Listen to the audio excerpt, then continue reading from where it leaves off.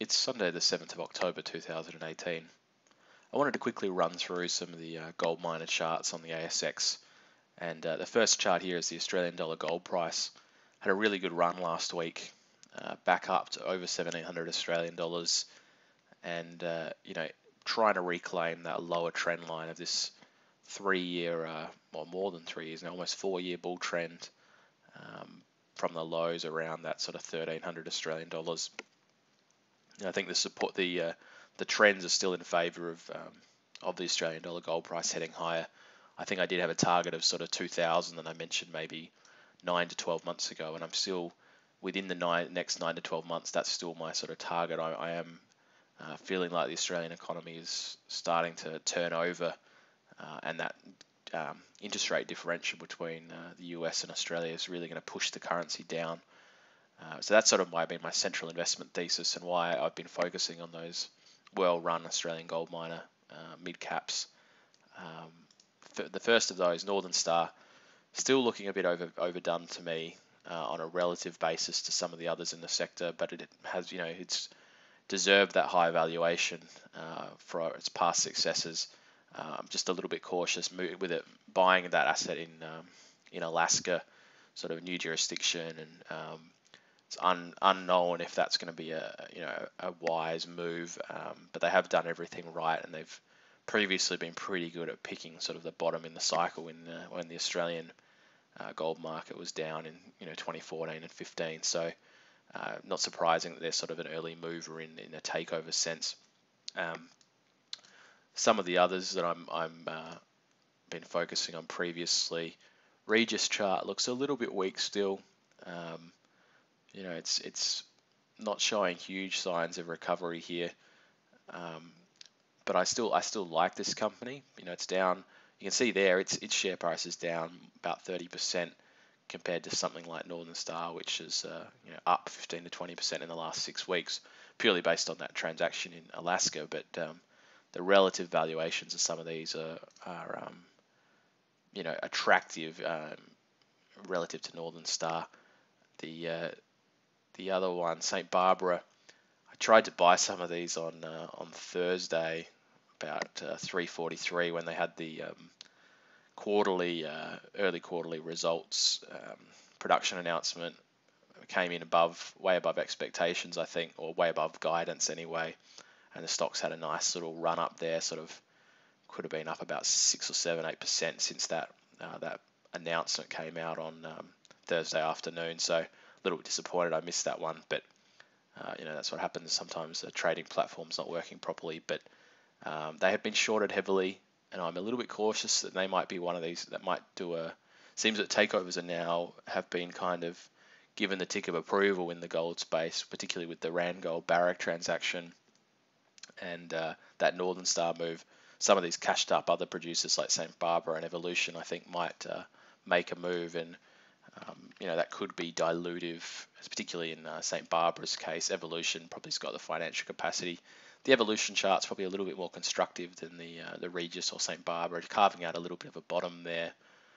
And I'm just thinking that Australian dollar gold price is going to be supportive at some point. If it keeps heading up higher above 1,700, these stocks aren't going to stay at these levels.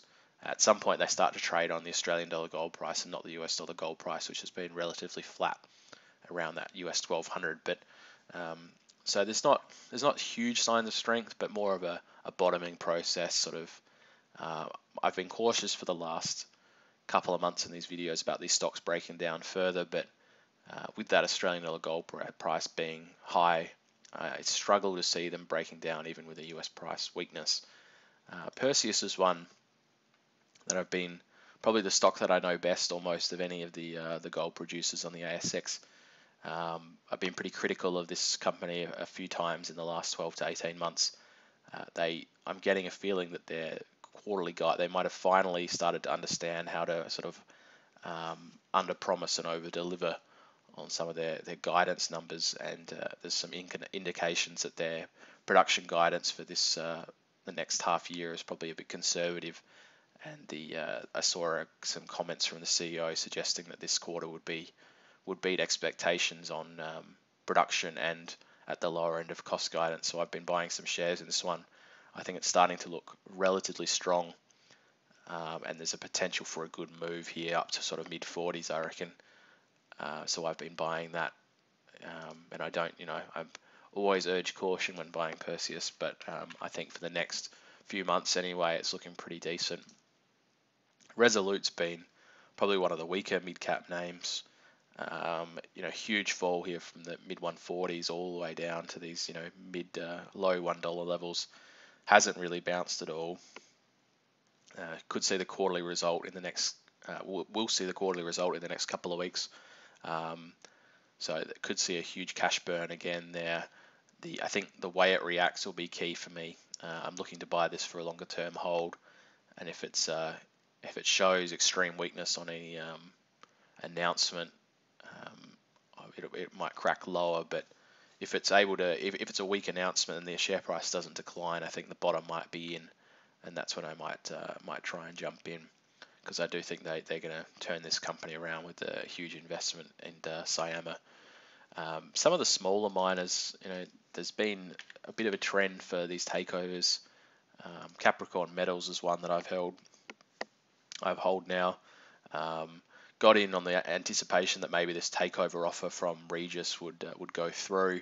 It didn't. It failed. The largest shareholder wasn't supportive of that transaction, but I'm still thinking there's some decent value here. And I think what we're finally starting to see is these local small developers with reserves are starting to get valued by the bigger mid-tier miners. We've been waiting for this moment, and these companies are on their knees. A lot of these small developers and need the larger producers to really take them over. Otherwise, they just can't get financing on decent terms at the moment for their projects, and their capital raisings are diluting them more and more heavily with the low share prices. So Capricorn Metals, and then the other one was EXU, which got a takeover offer from Ramelius. Not that familiar with EXU. Seems to have a decent project, but the key is they've got reserves as well. So I think those projects near other mines in WA or with good reserves and reasonably low production costs, even if they're only in that sort of 100,000 ounces per year production level, are starting to get the takeover offers that they probably deserve. So it seems like the green light's been given for these mid caps to go offshore, and to go offshore in the case of Northern Star, and also to look at the smaller names in WA and sort of start vacuuming those names up. The other one that I still hold and I've been a bit disappointed with was Echo. Northern Star holding 19 to 20% of the stock.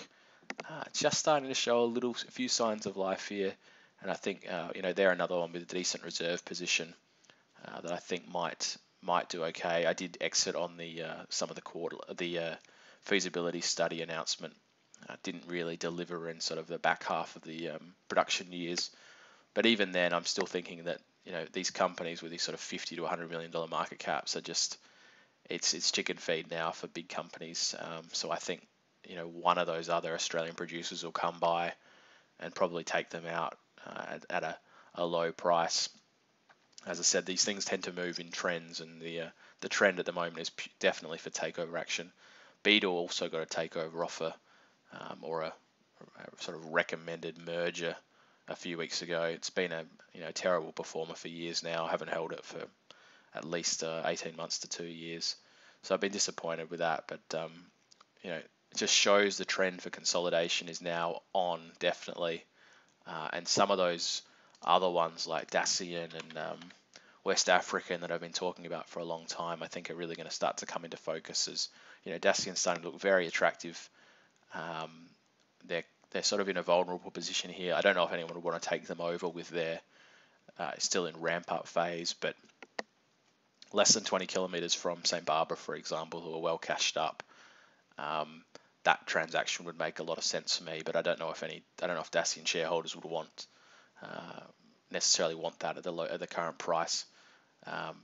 But in West African, the other stock that I'm very bullish on, they're reaching a point of financing their project. Share price has been under extreme pressure, just getting knocked down, and had these closed at 28 every day last week, I think, except Friday when it had a nice little jump. but they've got a high quality project, and I still think they'll get taken out. So all in all, there's definitely a trend on in the Australian gold miners for the mid caps to now start getting a bit more aggressive, and using their higher valuations and cash reserves to take out some of these vulnerable developers and explorers. And I think that these trends tend to last for a while, and I think we're just at the start of one. So could be some fireworks in the small cap developers in the Australian market.